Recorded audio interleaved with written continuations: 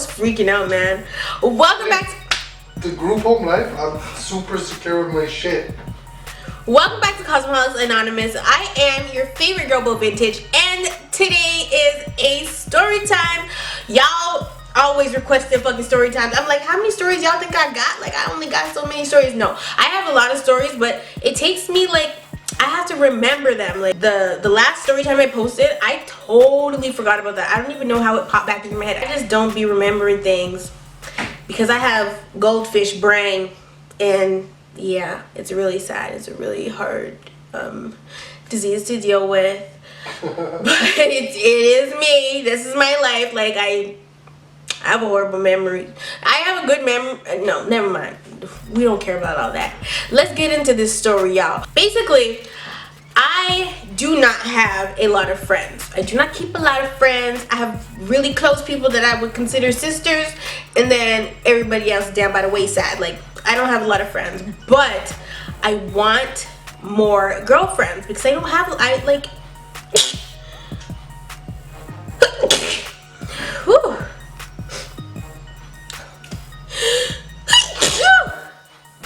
I don't have a lot of girlfriends, and I'm just like, everybody's freaking beautiful. Like, I think everybody's so pretty, and I just really want a gang of pretty bitches around me, basically. Okay, so I made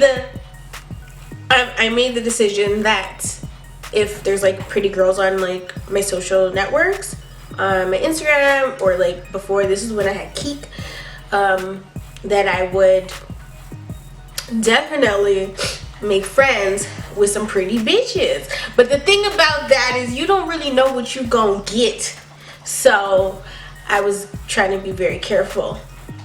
There's two incidences where I made friends with people off of social media, and one I'm still friends with, the other is a heifer. So we gonna tell you that story a little later. I'll tell y'all that story another day, and she's the reason why I will not make friends off of social media ever again. But this girl, we still friends. I like her. Anyway, this is how it went. So I met her on Keek, and I was just like, you know, I was texting her, whatever, and I had my own place, so it was just like, we should have a sleepover, because, you know, I'm all for slumber parties. Like, I love it. I love slumber parties. We could bake, we could do all kinds. We got a pillow fight, all that. So I wanted to have a sleepover, so I invited her to my house, not knowing who the fuck she was or nothing like that. Like, I just like, she's pretty, we cool, we click on when we text, like, come over, bitch, let's go, let's do this, let's be real friends. She came over. She lives in the West End.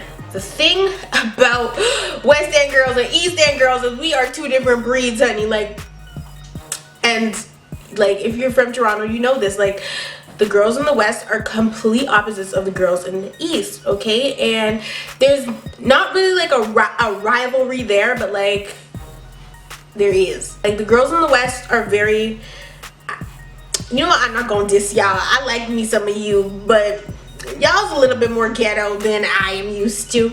And the girls in the East are pretty much ghetto too. Like, I just don't fit in with either side. So, yeah.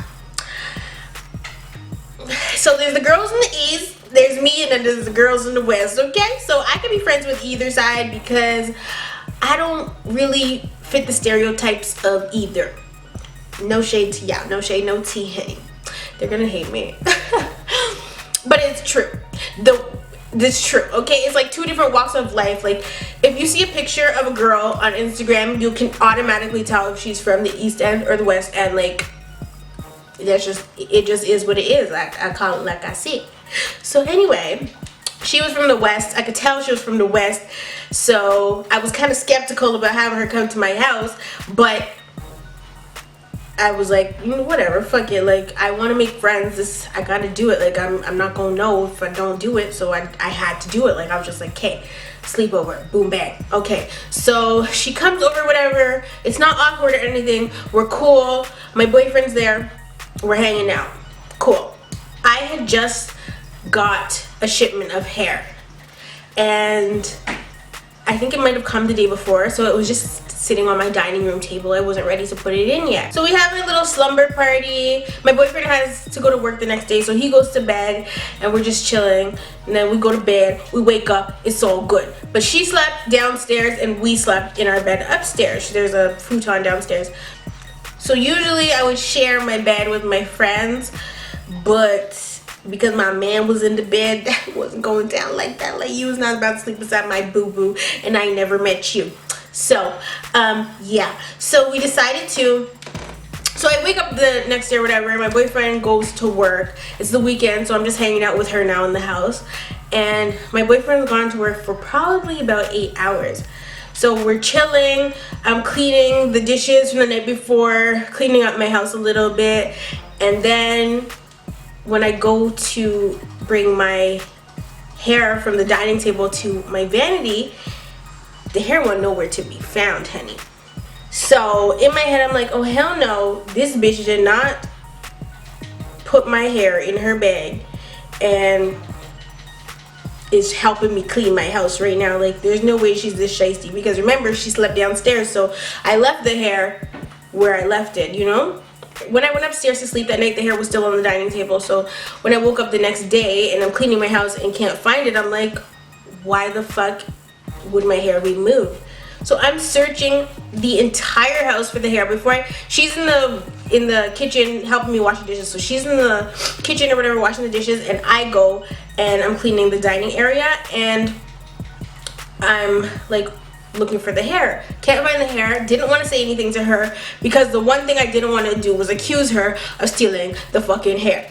What I did was I'm looking everywhere for the hair and I can't find it. I'm looking in the drawers, in the freaking what's it, the China buffet.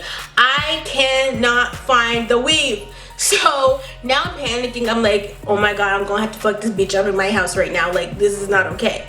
So I end up telling her, or asking her if she's seen it, right? Because I wanted to get a reaction. I wanted to see what she was going to look like. And so I asked her if she's seen the hair or whatever, because we were looking at it the day before. So I asked her if she's seen it, and she's like, no. And she kind of looked concerned. So I was just like, oh, this bitch trying to play me right now. Like, she has my hair, and she's gonna help me look for it. Like, that's some shady shit. So she was helping me look for the hair, whatever. We can't find the hair any fucking where. Like, this hair was gone, and I wasn't gonna be like, can you open your bags? Like, who's really doing that? If she stole the hair and she left, like, I would have to deal with her ass, because you ain't about to come disrespect me in my house. You're a monster. I'm hot as tits. So before I was gonna beat her ass, okay, before I decided to beat her ass, I was like, you know what, let me call Shooter and ask this nigga if he's seen the hair. I call Shooter on his work phone, nah answer. So of course I'm getting, like, I have anxiety at this point, because I'm just like, what the fuck am I gonna do? I'm gonna have to, this is not gonna be pretty. So I call him again, maybe like 20 minutes later, and I speak to him, and I'm just like, have you seen my hair? And his first answer was no. I'm like, oh, okay. So I am gonna have to beat her ass. What? And so I'm like, are you sure? And then he tells me, yeah, no, I have not seen your hair. I get off the phone with him. So now I just go upstairs and I'm sitting down. I'm like, okay, how am I going to ask her where the fuck the hair is? Because if she answers me the wrong way, it's gonna be a problem tonight, honey. It's gonna be a fucking problem. So I'm in my room pacing, in my vanity room pacing, trying to figure out how to ask her without, I still didn't want to accuse her, like, because it was just like, what if, I don't know, like, I just didn't want to accuse her of something like that, especially because this is the first time meeting her. She's at my house. I want to be friends with her, and then she gonna come and disrespect me. Like, why are you stealing hair? Like, who did that? So I'm in the room pacing or whatever. My phone rings. I look at my phone. It's Shooter's work number. Shooter's calling me back. He's calling me back to tell me I forgot I put it in the drawer. The fuck? I was about to murder somebody in the home that we live in. Like, what do you mean you forgot you put it in the drawer? So he's telling me, he's like, yeah, I'm sorry, babe. I hid it because your friend was giving me broke vibes. Bruh. Broke vibes. He said, yeah, she was acting like she is broke, so I hid the hair. I didn't want you to get robbed. I'm like, what? She had bus fare. She came to the house. Like, she's not coming here to rob me. Like, she's coming here because we were trying to be friends. And you had me looking at this girl like she really stole my fucking hair. Like, I was so mad. Like, what if I had just popped her in the mouth because I thought that she took it and there was no more question. Like, if he never called me back, or if he didn't remember that he fucking hid the hair, like, there would have been problems at my house. Like, what? So anyway, I was actually so mad, and I was laughing. He's like, babe, I grew up in a group home. I'm like, it don't matter. So basically, Shooter grew up in a group home, and he has this thing where he has this thing about his stuff. He does not like for anybody to be around his stuff, you can't even breathe around his stuff. Like, he does not like anybody. He has like OCD when it comes to his shoes and stuff. Like, it's not that deep. Like, nobody's coming to rob you. Like, nobody's trying to rob you. It'll never happen anyways. Okay. Because you're done wrong. You're annoying. So, she didn't rob me. She did not steal my weave. Shooter hid the weave in a drawer there was this little desk thing downstairs, this little table thing that had a drawer in it, but I didn't check there because it was so small. Like, I didn't even think that the hair could fit in there. So he hid it in some little drawer thing because he thought that the girl was broke and was gonna try to rob me. Like, wait. Anyway, we're still friends to this day. If she's watching this video, hey girl, hey, Shooter thought she was broke, but it's not me. It's not my fault. So well, so I'm the bad guy? You are the bad guy, yeah. So, yeah, so that is that is the story of how it almost went down because Shooter hid my weave from me. Basically, he didn't even hide it from the girl. He hid it from me. Like, what, you didn't want me to be fly? You didn't want me to have my bundles? Like, they don't want you to have your bundles. Paid for what? I got the hair Yo, settle down, because you weren't getting no free hair from nobody back Yes, then. I was, idiot. I paid for that. I had the Mimi's Dollhouse hair. You're dumb. I paid for that. Yo, you're dumb, G. Yo.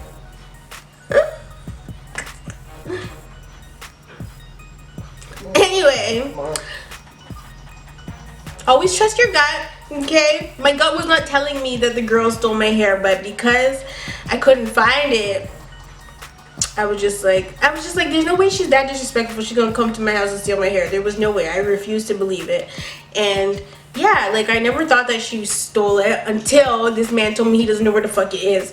But yeah, if he never called me back, it would have got ugly at the vintage residence, okay? It would have got real ugly. So yeah, that is one of my social media friend stories. The other story is how the girl done try to steal the girl's man, and he like, wait. Shooter hates that story. But don't worry, I'll tell you guys that, don't worry. So I love you all. Thank you so much for subscribing to me. And I will definitely see you in the next one.